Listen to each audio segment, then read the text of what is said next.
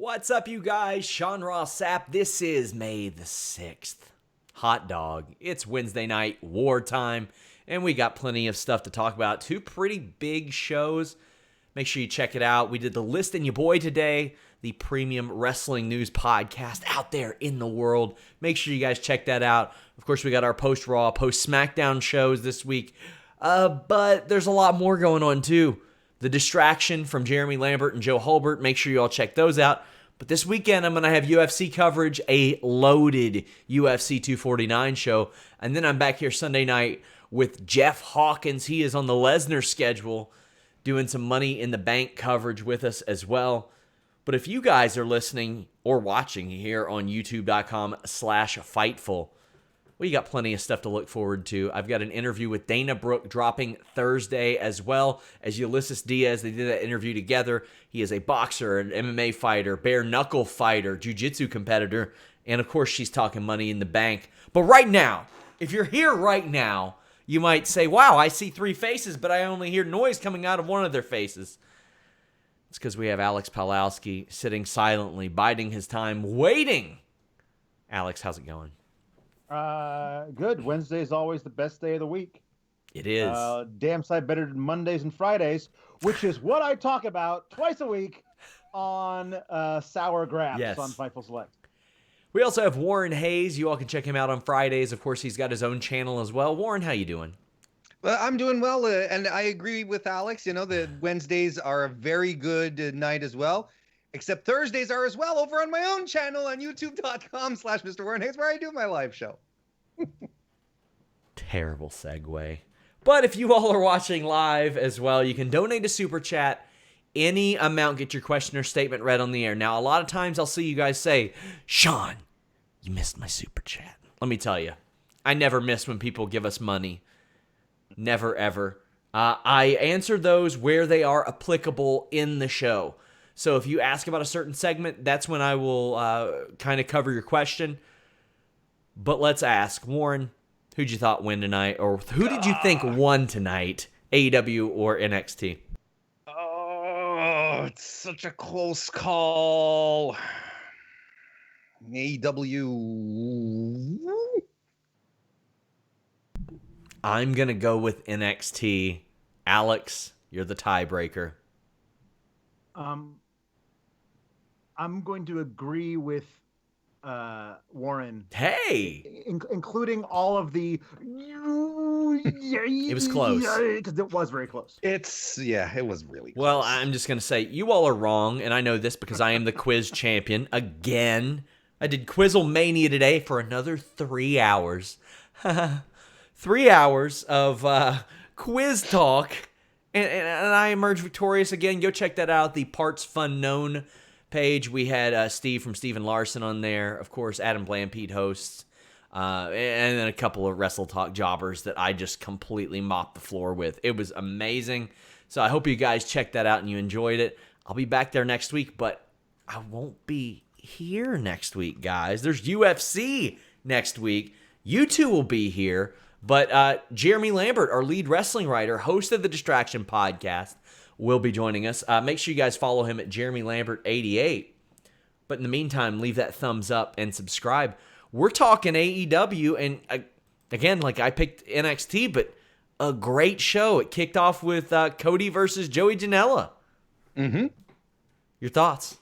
I thought it was a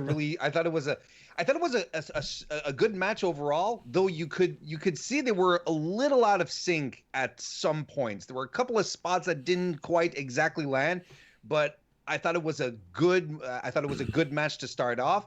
I like Joey Janela, and I like him more and more, and I like to see what he's able to do outside of a GCW environment where he's being hardcore. The guy can go, the guy can wrestle, and I mentioned it before, and I'll mention it again tonight. He reminds me a lot of WCW era Chris Jericho and his mannerisms, his expressions, the way he carries himself, and it's something that I can get behind, and I think, we know Janela so well from the indie circuit as being a AAA indie star. We know what he's capable of doing when he starts to go crazy. I like that he's stretching his legs a little more in a more, wrestling exclusive type environment instead of having always to resort to toys and the like. And I think he's going to flourish for it. This was a strong match. Like I said, it went a bit like this, but it wasn't bad. It was a fine match. Janella's hair is majestic. Good God. It reminds me of mine, quite frankly. I mean, it also reminds me a lot of Jericho, WCW era Jericho. And I like this. You have Cody who, Cody was in an enviable position, but an unenviable position as well. Because, there was always really the rap on his dad, booking yourself to be in the top spot and all that stuff.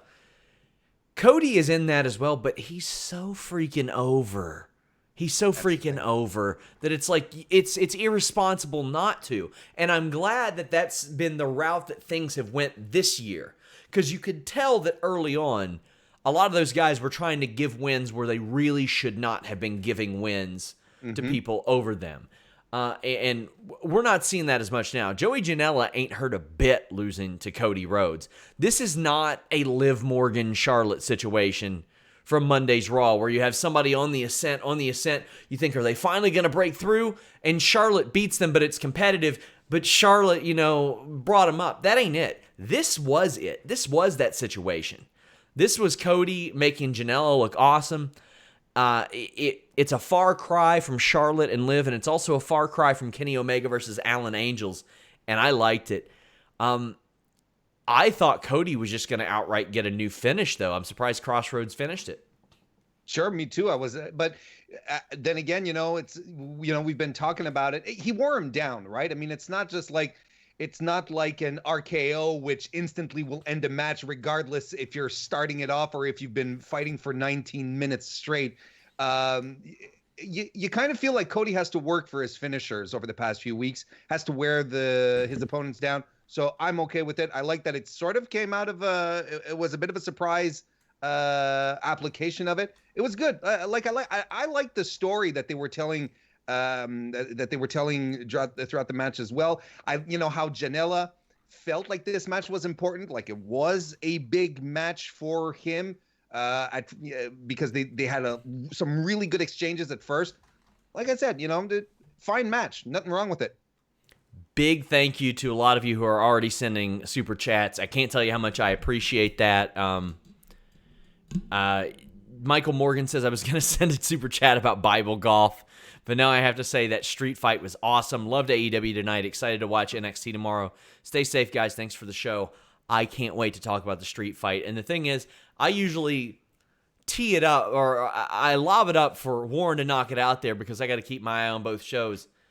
There was an NXT Championship match going on at the same time, and I couldn't take my eyes off the AEW screen. Amazing. I do the same thing. I have both screens set up, and I was riveted to the main event. Anakin JMT says, "All hail the Quizzlemania King. Could Warren beat you?"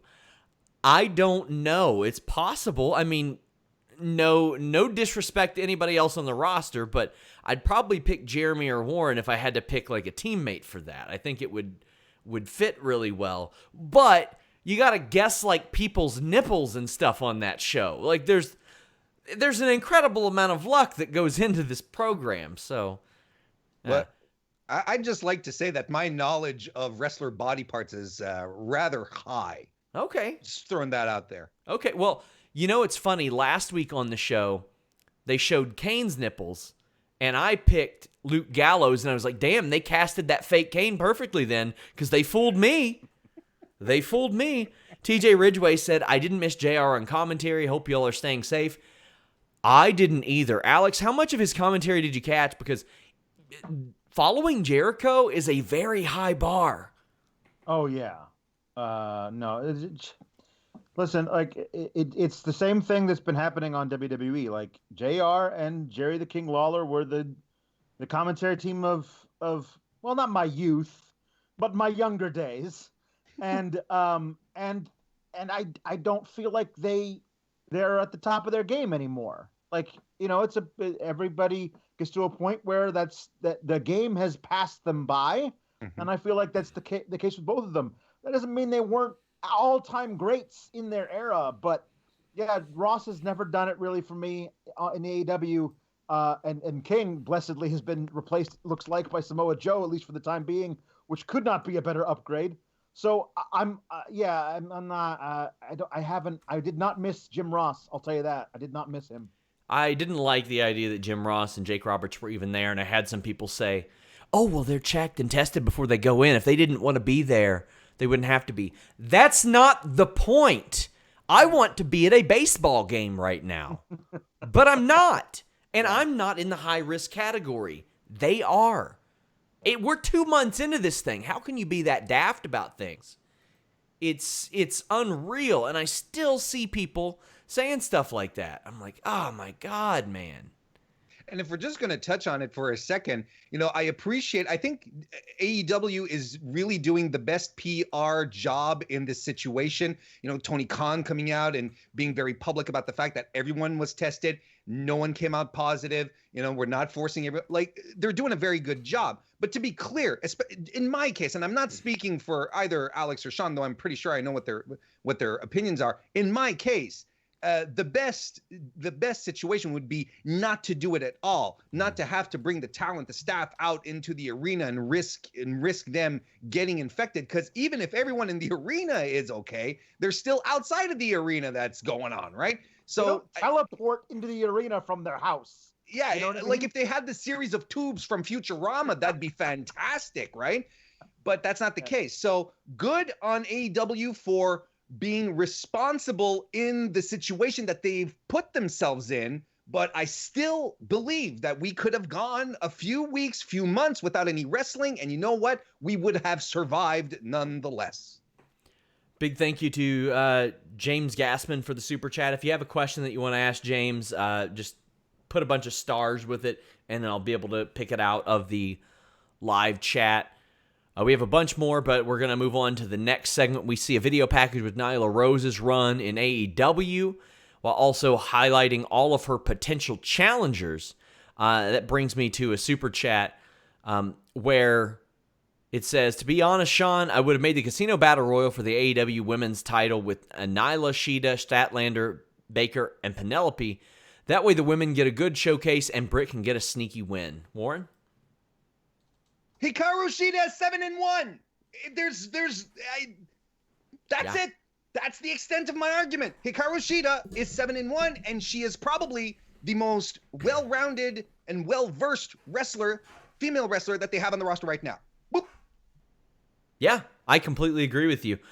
Britt Baker will become their champion, and she will be the centerpiece of their division, and rightfully so. Mm-hmm. And the thing is, with the Nyla run, I can't really poo-poo that too much. Like, they ran into a rough situation there. But it's like when anybody wins that title, they're just absent. They're gone. Mm-hmm. Unbelievable. Of course, there were extenuating circumstances here around as opposed to the Rio situation, mm-hmm. which was a whole other bag of crabs right there. But, Nyla Rose has improved dramatically since All Out last year. It's nuts how good she has become and how comfortable she's become cutting promos as well. I look forward to her work now, as opposed to, I remember last year when I would cringe when she'd hit the ring because everything was completely off. And I'm going to let you talk about it a bit, but the squash match was incredible. Got people in the chat. Still their choice, Sean. Shut the fuck up with that. You think you're going to still be saying, oh, it's their choice if one of them gets sick and dies? No, you're not. You're going to be saying, oh, man, that was a bad idea. They probably shouldn't have come. Yeah. Mm-hmm. I'm not walking you through how this stuff works. It's not difficult. Look it up. Man, frustrating. Frustrating when people have no basic human empathy or regard for other people. I don't care if they want to be there. They shouldn't be there. Somebody needs to put their foot down and say, no, you know what? We have 72 announcers on the roster. Let's use one of them. Throwback 27 says, I'm watching the best quarantine hair Warren, the honest truth Alex, and the king of Quizzlemania Sean. Thank you very much, guys, for everything you do. Be safe, guys. Hey, thank you all for being here. I mean, we're not delivering your mail or saving lives or anything. We're just talking some shit on the internet, but we thank you all for being here with us. Nyla Rose picked up a quick win. Now, we'll move past this pretty quickly, but Warren, I think the right people are improving, and the people who haven't improved for AEW have quietly just not been on the show. You've noticed too. Yeah, like I just said, Nyla has been, there's something that clicked. There's just something that clicked. My God, her swanton, Sean, was so good. She released it so tight at the end. I thought it was going to be a disaster, but she just completely nailed it. It was dramatic, beautiful. It's a shame because if she were wrestling more as champion, if we were in a regular circumstance, we'd probably all be discovering a brand new Nyla Rose, and it would help be getting her over even more. I liked it. It was a perfect squash match. Perfect. It was fantastic. MJF appears. He did a little green screen spot about how he's coming back and he's going to be a champion one day, and he will be. It does seem... Go ahead. He did say, it makes me, I find it funny that some people are claiming to be the next big thing, even though they're in their 30s. Ooh. He starts off like that's fantastic. He's so good. It's perfect. He's fantastic. And then him and Sean Spears pat each other on the back for what they've done, which I think is a fine spot.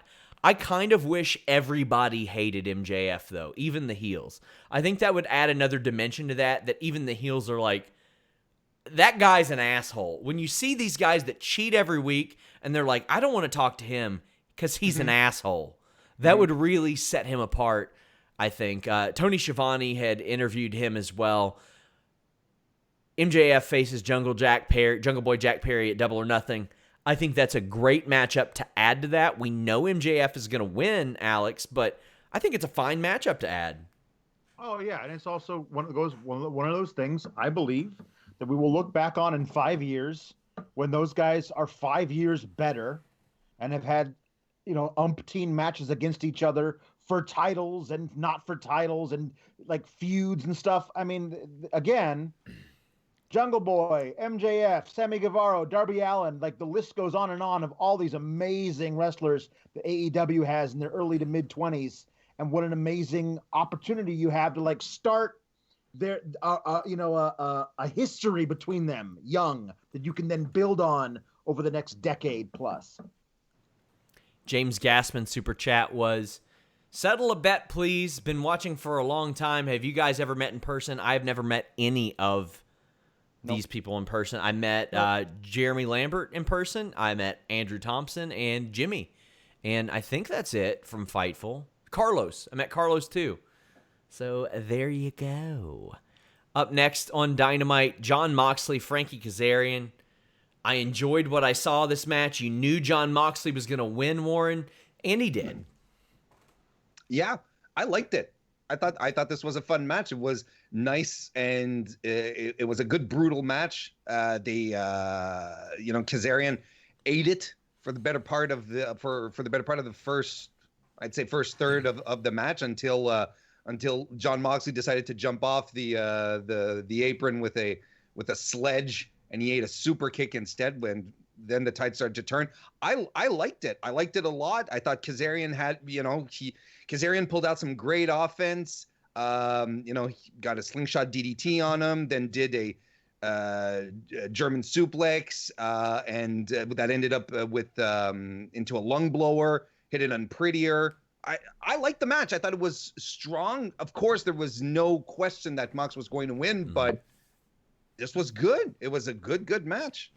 Afterwards, the Dark Order attacks Jon Moxley. Brody Lee looks to be the next challenger. Now, these guys faced several times in WWE, and I don't want Moxley to be the guy that defends the title against all these guys that were WWE mid-carders. Now, I get it.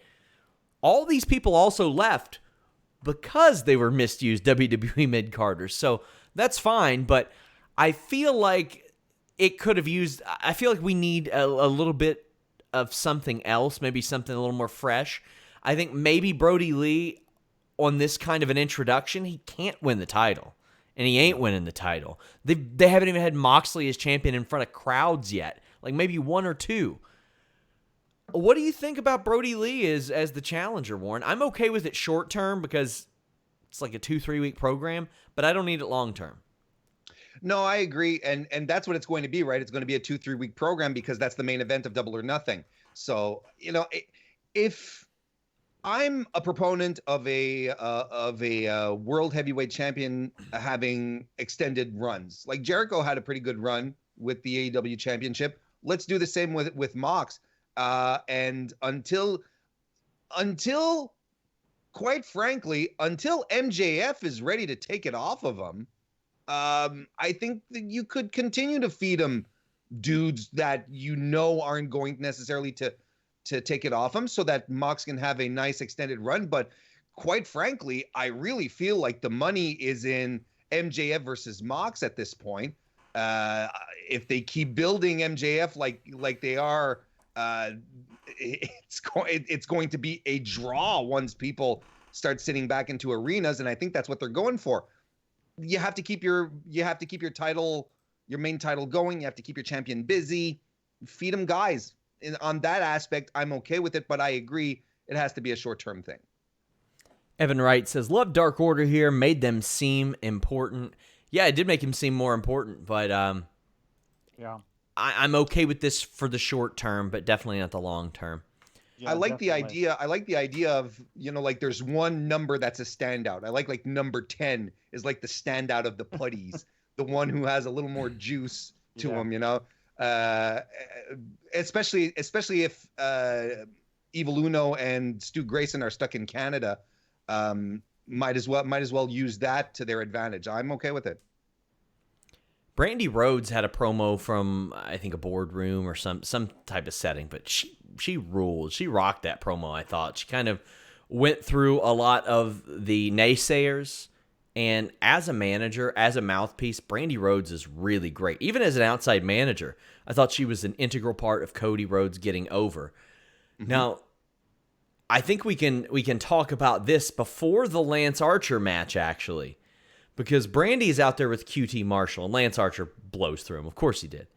Britt Baker attacked Brandy. Mm-hmm. Lance Archer and Jake get a little bit of heat on her with the snake. I mean, we don't really have to break down the Lance Archer QT Marshall match. Lance Archer crushed him, of course. Mm-hmm. But I liked everything about this. Lance beating up a buddy of Cody's. Britt Baker showing up, getting some heat on Brandy. This allows Jake and Lance Archer to get heat. Did they say where Cody was? Didn't they mention that he needs a golf cart to get there? I felt that's what I heard. I think if they were doing that, it would have been great to have him like run out when it was too late. Like, yes, because it doesn't make sense that it kind of reminds me like when when he was feuding with MJF, and MJF would be talking crap about him, and he had just left from a match. MJF comes out for his segment, and he doesn't come out to do anything. Tony apparently said he was in the shower. Which, Tony, how do you know? It's kind of weird, right? Mm-hmm. But you don't know what kind of setup Shivani has backstage. You just don't know. Couple of things. I really liked the Brandy promo, and I was chatting with a couple of people online about this, and it underscores how much of a mess the Nightmare Collective was. When you see Brandy in this role as a PR/executive/manager environment, and she's just nailing it. Mm-hmm. She's perfect. This was the role. This is catering to her strengths. Absolutely 100%. This is what she should have been doing from the start. Never mind the voodoo junk. I love the angle because it intertwined, it set up something and it advanced something else. That's fantastic. Within 2 minutes, you now have a new feud, a new women's feud. Let's underscore that too. a new women's feud between Baker and Brandy. And on the plus side, it continued to advance the Cody Lance Archer stuff in an angle that made me uncomfortable. And it works because it's all part of Jake Roberts' mystique to be this, to get at you psychologically. I was supposed to feel uncomfortable with what he was doing with the snake, flopping around Brandy like that. I didn't feel good about it, and that's what made it work. And I'm pretty sure that everyone was A-okay and approved the angle going forward, because Jake probably would not have taken liberties with the boss's wife with a snake like he did if this hadn't been all okayed first and foremost. But what I do love about it is that after he placed the python on Brandy Rose, he, as one tweet put it, put his snake on Brandy Rose, and those aren't the same things. Like the way he mounted her in the missionary position, the tweet said, put his snake on her, and I'm like, phrasing. That's you're like, there's a way to do that where it doesn't look sexual. I don't know if that was the intention or if it was accidental, but it added to it, to the uncomfortableness of it. But yeah, that was certainly yeah. Jake the Snake, man. Yep. Jason Check said, hi, SRS, AP, and Mr. Warren Hayes. Keep up the great work. Hey, by the way, guys, if you're getting hurt over me calling out the It's Their Choice people, you're not the only one that tweeted that. Don't feel too special about that. Lots of people were saying that, and I disagree with all of them.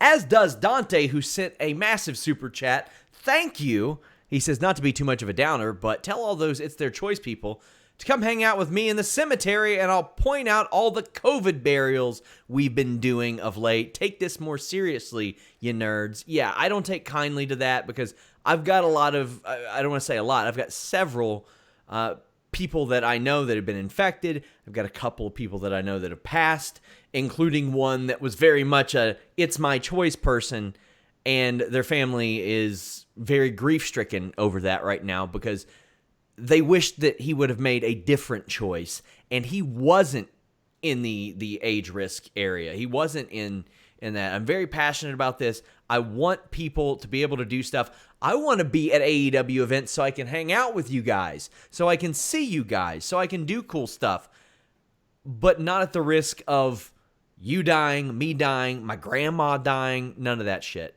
Sorry if you're getting hurt over it. Tough shit. Eloquent says, did any of you peep Tony Khan on the recent podcast for AEW Unrestricted? Talked about the COVID pivots they had to do. Anyway, AEW was great tonight. I haven't watched it yet. I had to do the Revival. I listened to the Revival podcast and had a slammed schedule. Did either of you check it out? I've mostly read reports out of it, and like I said, of course, there were pivots to be done. There were things that had to be set up. But like I said at the start of the show, the best decision would have been not to hold any shows at all. Honestly, as much as we like to be entertained, and as much as all of us here, Fightful and myself, and we would have scrambled to find content, other things to do, we would have all managed without wrestling for a couple of months. Yep. Up next, it was the match. Jesus, man. Rob Wilkins says, I love that golf cart spot so much that tomorrow I want to go hit someone Hardy style. Kross and Scarlett's entrance. Wow. Well, I jumped on that one. And he says, also very good on trivia. This match was so bonkers, and the highlight of it was crazy-ass Matt Hardy in a golf cart with Kenny Omega leaning out, pointing at Sammy Guevara as he runs away to run him down. Warren, you got to focus on this more than I did. Please share your thoughts, feelings, emotions. First and foremost, Chris Jericho versus Pineapple Pete is the people's main event. We're getting it next week, apparently. So that in and about itself is great, because Pineapple Pete got a shot in at Jericho before the match even started. Where to start? I mean, everything started off very, very normally for a wrestling match. Then Matt Hardy gets tossed to the back and comes back as a Hardy Boy Matt Hardy with the cargo pants and the tight shirt. And I'm like, oh, okay, this is interesting. They fight in the ring. Matt does a ladder table spot, of course, because he's in Hardy Boy's gear. And by God, he doesn't have to do that anymore. But there he is. There he is doing it nonetheless. And then it spills out during the commercial. It spills out into the concession. And that's where the magic happens. And I laughed out loud so many times because the spots were so entertaining when they started fighting around the ice machine, the ice container. And Matt tries to stuff Jericho in, but instead Jericho comes out with a big bag of ice and just clocks him over the head with it. That was fantastic. Then, of course, stuffs Matt Hardy in it. And then later, Matt Hardy comes out as Damascus. I liked that. I dug the transitions, the going through the necessary characters to win the match, get through the match at any extent. This was nuts. It was nuts. They even had a spot where Sammy Guevara committed thievery because he tossed Kenny Omega onto an ATM machine. The ATM machine produced money, and Guevara pocketed it. So it was just so good. And then the whole stuff with the cart. My God, they run into Jericho, and then they run into Sammy Guevara in a spot that is going to be reused in highlight reels forever. Because Matt Hardy has his broken face of glee, ear to ear, the wind in his hair flopping about. Kenny Omega hanging on the outside, pointing at Sammy Guevara, who's looking back, running. But my God, Guevara got creamed. He did. He sold the hell out of it. My God. Hardy ends up getting put through a table, and Les Sex Gods win. And Kenny Omega he got up on a scissor lift and then lifted the scissor lift to get more height for his moonsault. It was bananas. It was so good. It was such a great combination of main event level talent, some mid-card talent, hardcore wrestling, comedy wrestling, and a main event. I enjoyed the hell out of it. I really did. I couldn't take my eyes off of it. Harold, I will say go ahead. The Judas Effect elbow remains the dumbest finisher in all of wrestling. Like, it just doesn't. It never looks like it works. And yeah. I loved Kenny Sullivan, but I don't love that was the thing that ended this match. All the things. I don't want to speak for Jericho. I don't want to speak for Jericho at all. But I imagine he doesn't want to take a bump on his finish anymore. Oh, sure. So he'll probably, totally yeah. But also on our final super chat for AEW, Harold Romero says, 10 was recently on Dark with Mr. Brody Lee. Well, that was AEW Dynamite.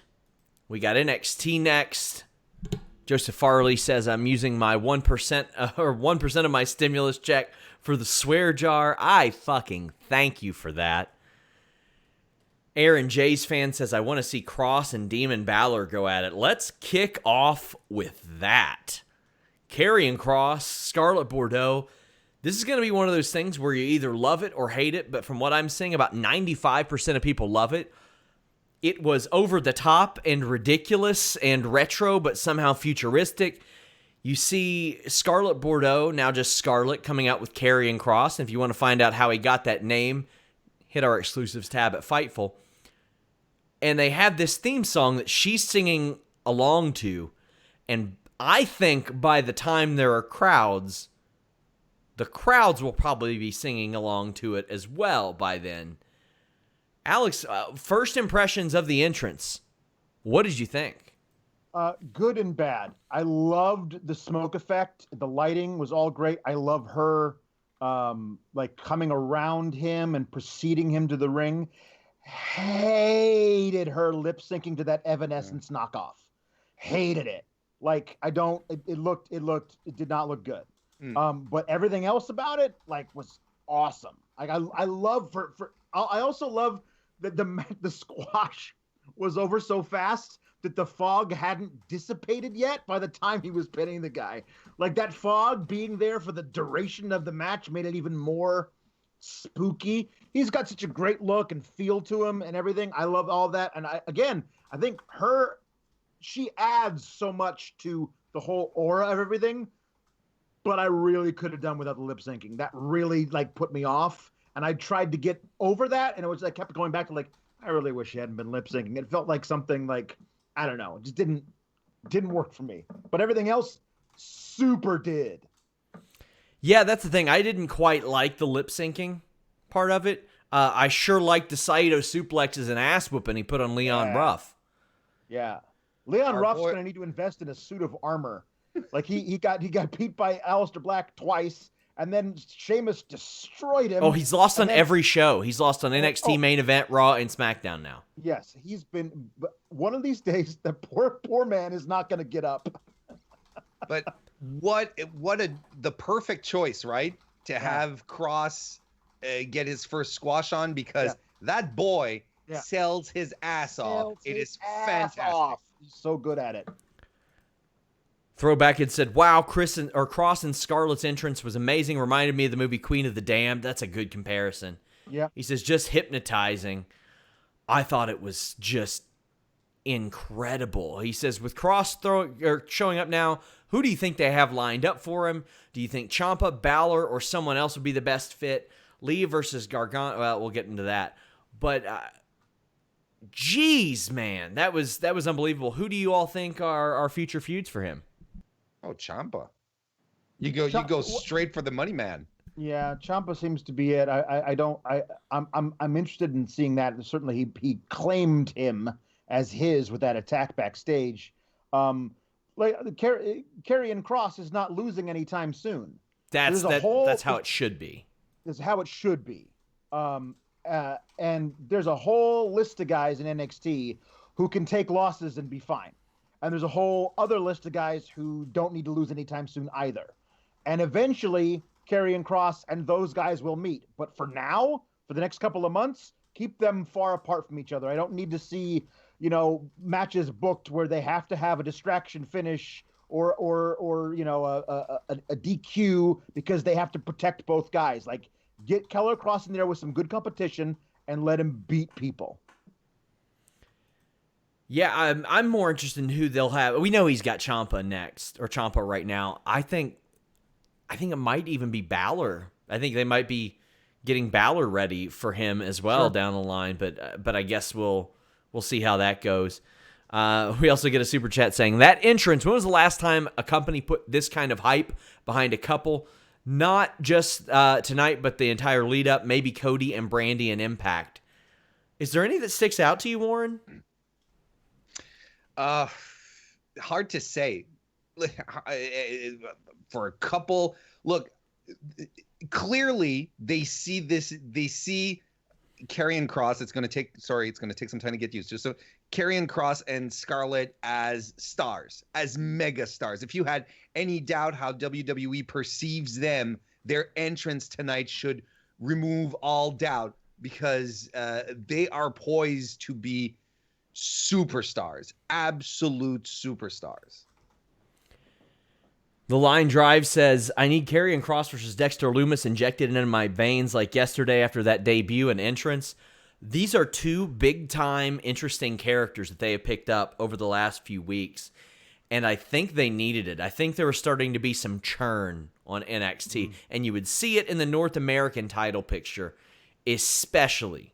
But we kicked off this night with Johnny Gargano against Dominic Dijakovic. Gargano beats him, and he should have. But now, well, Alex, I got to see Dominic away from the North American title picture for a while.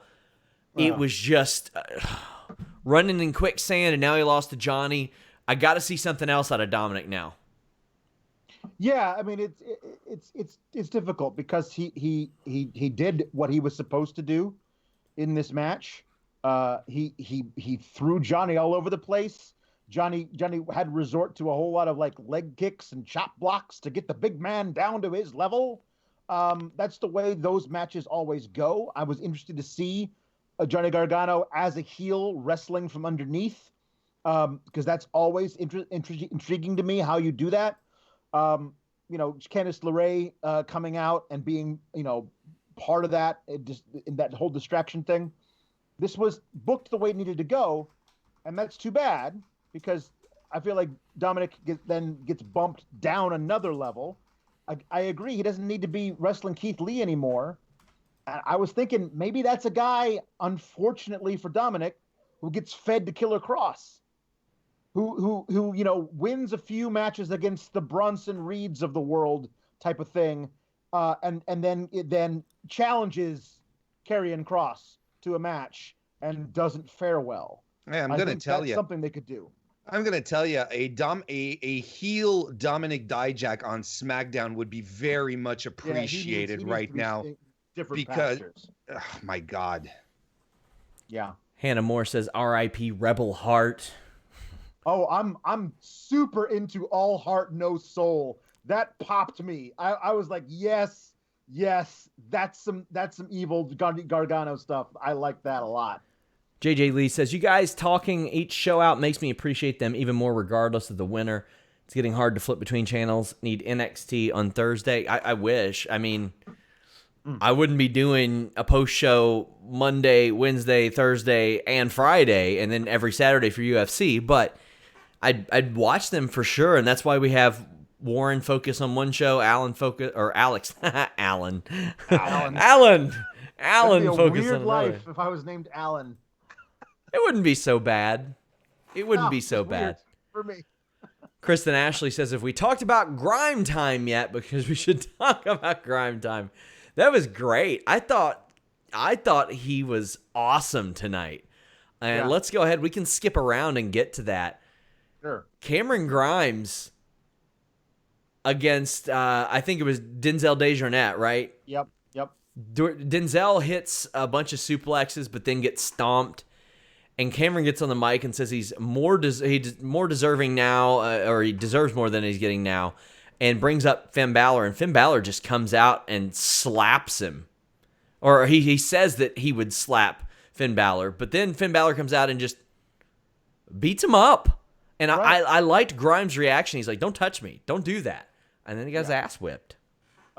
Well, Finn had just given that promo where he comes out and he's supposed to say what happened, but he doesn't actually say what happened because he doesn't know who attacked him. But he's like, if you want the push, you come after the top guy. Okay. All right, Finn. I love you using the dirt sheet lingo. I think this is interesting. This Finn Balor is just this total badass, but I love that we have Finn Balor in a full-on Who Shot Mr. Burns program right now, where who knows who attacked him.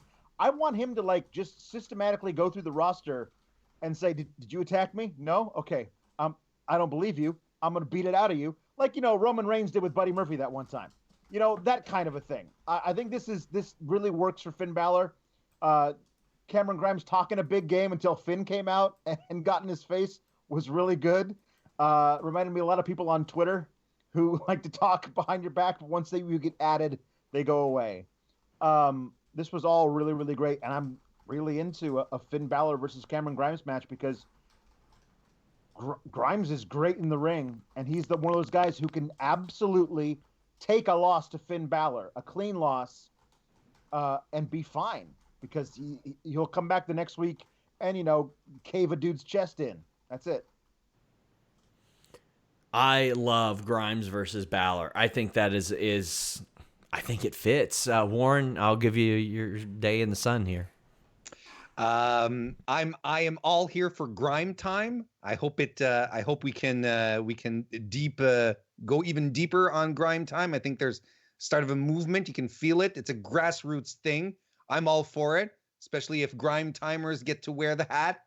Yeah, of course, that's something something I'm looking forward to. There's money there. I can smell it. Smell the money, folks. We got a super chat saying Gargano's intro needs more classical music, but the visual was great. Gargano's being set up with a match with Lee. Who do you think wins? I think Lee does. Which he's another one that seems to be just running in place right now, even as champion. Probably because he's faced the same people non-stop. But Alex, what do you think? And then we got another super chat: Lee versus Gargano. Who wins? I think that Lee should win. I think maybe Lee doesn't drop the title until he gives it over to Karrion Kross. I think that might be a really interesting way. Like, Lee's impossible to beat, and then this guy comes out and he, it runs into this buzzsaw that's Karrion Kross. On the other hand, you could easily convince me that Johnny Gargano sneaks his way into a victory over Keith Lee. It's so different now because there's no crowd. I don't think Full Sail over the past few months, how much they love Keith Lee, would allow them to book Keith Lee to lose. But in this case, I don't think it matters so much. So either way, I love heel Gargano. Heel Gargano versus Keith Lee is going to be a great match. Either way you book it, I'm probably going to be okay with it. I would toss in there who's next for Adam Cole after all of this. Keith Lee seems like a perfect choice to elevate. Get the strap off of him, put him into the world title picture. That's where he belongs. The world title, the NXT title picture. That's where he belongs anyway, if you ask me. Reminder, donate a super chat any amount, get your question or statement read on the air. You can subscribe to FightfulSelect.com. Every week you get 2 Alex Pawlowski Sour Graps reviews. You get the Weekender podcast. That's your non-Raw, non-SmackDown, NXT, AEW stuff. It really expands to UK and 205 Live, Impact, ROH, BTE even. You got that. Every week I do a Q&A show. You can ask me just about anything. And every week I do the Backstage Report podcast. If you're watching really any news videos on YouTube, a significant portion of those come from what you see on Fightful Select on Mondays in the Backstage Report. Throwback 27 says, that beating was great between Finn's promo to Grimes and the ass handing. It was just great. He says, on the 100 donation, I meant Johnny needs something other than classical music to make his entrance pop. Maybe hard rock. What do you guys think? What do you think about his music, Alex? I mean, I'd have to go back and listen to it again. I know it's not Rebel Heart anymore. I mean, that was so iconically Johnny's music, because that was a departure from when he was with DIY. He got this new music that really popped and was so Johnny wrestling. And now it's different. And I honestly, I was just cackling to myself over All Heart, No Soul, that I didn't really notice what the music was playing underneath that awesome logo or whatever it was. So I'll have to listen to it again. I don't know if hard rock's necessarily his deal, but we'll see. Tournament match, Akira Tozawa defeated Jack Gallagher. My only note was Jack Gallagher looks like if Ed Sheeran decided to beat the shit out of people. Mm-hmm. I was very proud of that. Tozawa goes to 2-0. Jack goes to 0-2. I really think that they should have just held off having Akira Tozawa, I don't know, get crushed every Monday. Man, this makes me incensed. Like, he has a forever losing streak on Raw. He doesn't 11 straight matches. He doesn't even look good in most of them. But he's 2-0 in this Cruiserweight interim tournament, which means what you are saying is the only reason he loses on Mondays is because he's small. Yep. And that's lazy, stupid, and offensive. I mean, like, just what? Like, you couldn't have somebody else? You got Leon Ruff. Have him lose all of those matches that Akira's losing on Monday, or split it up between Ruff and Dejournette. If you're gonna have Tozawa as a credible threat to win this tournament, that you are booking him on Wednesdays, you can't make him look like a total hapless jobber on Mondays. It doesn't square. Yeah, I'm completely with you. He ends up winning. He says he's got 2 more matches to go. Phantasma is next. That's going to be a good one if it gets time. Xia Li Chelsea Green. Chelsea Green ends up getting the win when Aaliyah makes the distraction happen. Sure, I guess. I mean, it makes sense because Aaliyah doesn't like Xia Li. You can run that back again, I guess. At this point, I just figured it was done. Yeah, I wonder if the Xia Li now was only as a bridge to figure out a way to get Aaliyah into the Robert Stone brand. Because after she helped by getting the distraction, he offered a hand to her and helped her up. And it appears that now Aaliyah might be joining the Robert Stone brand. I didn't realize the Robert Stone brand, at this point anyway, is exclusively female. But like his whole steez that he's got going on kind of suggests that kind of Svengali type of a douche guy. So I think that could totally work for him. Charlotte successfully defended the NXT Women's Championship via DQ, which also begs the question, why did Liv Morgan need to lose on Monday to set up this? It was good while it lasted. The Line Drive says with this DQ finish, is this a sign that they aren't confident Charlotte can elevate the talent she's in the ring with despite her work rate? Why have the Charlotte reign if you feel you have to protect people? I don't agree with that. I think people do not give Charlotte the credit she deserves. There's all this bullshit. She's Rick's daughter. She's Vince's favorite. She's a blonde. All right, well, she's real good, too. Yeah, she's very, very good. You know, Lacey Von Erich is a blonde daughter of the Von Erich family. She wasn't any good. She ain't wrestling anymore. There are plenty of daughters of famous wrestlers. They didn't make Brooke Hogan their champion. They didn't make her the champion. Charlotte's really good. I don't think there's any concerns about her in that regard. It's just they don't ever put anybody on her level. Now, Charlotte ends up attacking Io with a kendo stick for the disqualification. Alex, let's talk about the match itself. What'd you think? I think it was very good. It was what I expected it to be, except for they went ahead and said Charlotte gets pissy and hits her with a kendo stick, which is like the one of the only ways she loses matches is via disqualification or to other horsewomen. And I think that this was maybe to be expected. Like the whole let's create a brand new challenger for the with this ladder match. Io Shirai won the ladder match. She's got Charlotte, and was this it? I mean, this shouldn't count as her title shot. Charlotte got herself disqualified on purpose. So I guess that's the whole thing, is that now you had, after that happens, Rhea Ripley runs in. It's the first time we've seen her since she lost to Charlotte. She attacks Charlotte. Io doesn't like that Rhea got involved, so now it looks like we're getting Rhea versus Io.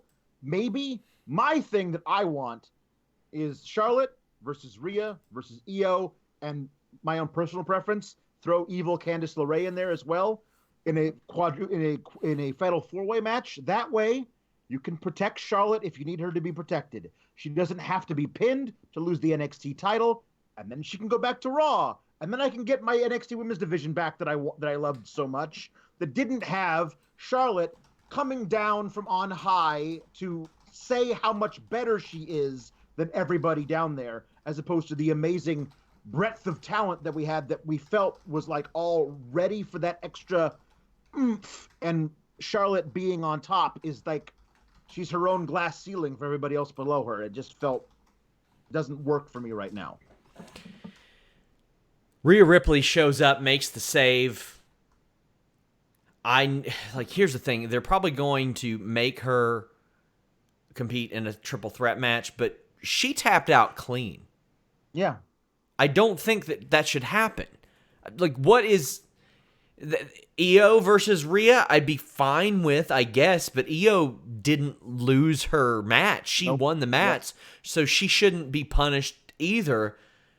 It's the situation that I keep referencing. I keep referencing this. Macho Man Randy Savage wanted to win him in the ring, lose him in the ring. Jim Ross has said on his podcast, if you can't book a match and comfortably get out of it because you think somebody isn't protected enough or you think they can't take a loss, don't book the fucking match. Absolutely. If Io isn't good enough to where she can be beat cleanly, don't book the match or build her up more. what would it have hurt for Rhea, and hopefully she does, but hopefully Rhea Ripley is told, oh, you'll get a title shot, and she goes, no, I want to earn it like everybody else has to earn it, and then she runs through a couple people, then she can get it. It takes 2 weeks to do that. 2 weeks to do that. Yep. Have her beat Denzel Dejournette or Leon Ruff. They lose to everybody else. If she does it on Monday, she can beat Akira Tozawa. Man. Well,